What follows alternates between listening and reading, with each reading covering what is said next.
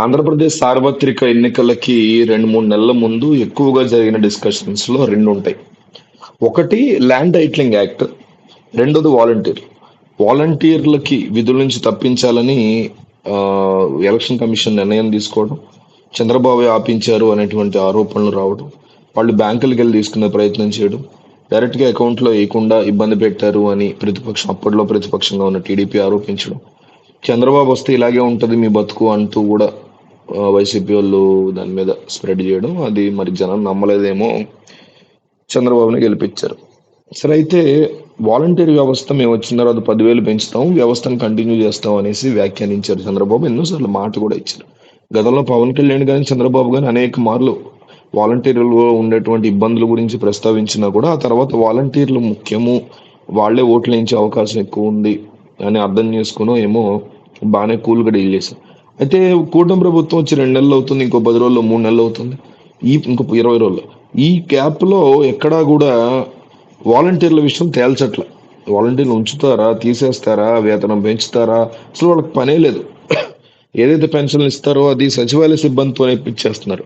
So ఇట్లాంటి పరిస్థితుల్లో ఎందుకు వాలంటీర్లతో పనే ఉంది, వాలంటీర్లను తీసి పక్కన పెట్టేయచ్చు కదా అని ప్రభుత్వంలో చాలా మంది మాట్లాడుతున్న పరిస్థితి. ఎవరు వాళ్ళు అంటే ఆర్థికంగా ఆంధ్రప్రదేశ్ రాష్ట్రం గురించి ఐడియా ఉన్న వాళ్ళు మాట్లాడుతున్న పరిస్థితి.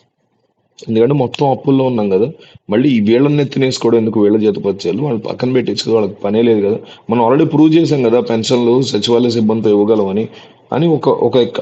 అయితే దీని మీద రీసెంట్గా వచ్చిన ఇన్ఫర్మేషన్, కొన్ని సాంకేతిక కారణాల వల్ల మాత్రమే ఆంధ్రప్రదేశ్లో 2 నెలలుగా వాలంటీర్లకు వేతనం చెల్లించట్లేదని, ఆ బకాయిల్ని వెంటనే విడుదల చేయాలని ఆర్థిక శాఖకి నివేదిక కూడా పంపించినట్టు గ్రామ వార్డు వాలంటీర్లు సచివాలయ శాఖ సంచాలకులు ఎం శివప్రసాద్ వెల్లడించారు.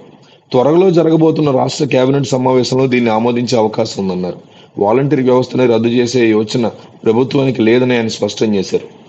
స్కిల్ డెవలప్మెంట్ ద్వారా ప్రభుత్వమే వీరికి శిక్షణ ఇస్తుందని, వేతనాన్ని పెంచే అంశం మీద పరిశీలన జరుగుతోందని అన్నారు.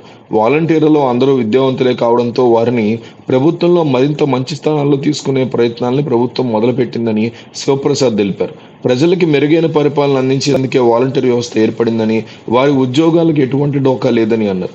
గ్రామ వార్డు సచివాలయాల్లో పనిచేస్తున్న సిబ్బందికి పాఠశాలల్లోని మరుగుదొడ్లను ఫోటోలు తీసే బాధ్యత అప్పచెప్పడం మీద అనవసరమైనటువంటి రాద్ధాంతం చేయవసరం లేదన్నారు.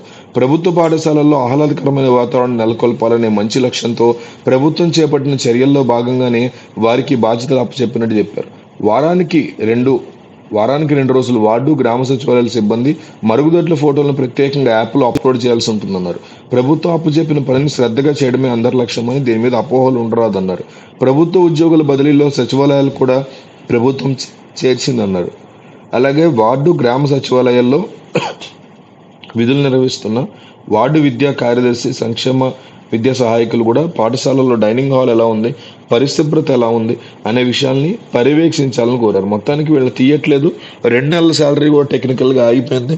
త్వరలో జరగబోయే క్యాబినెట్ భేటీలో ఈ అంశాన్ని అప్రూవ్ చేసి మీకు జీతాలు కూడా ఇస్తామనేసి వాళ్ళైతే ప్రకటన చేశారు.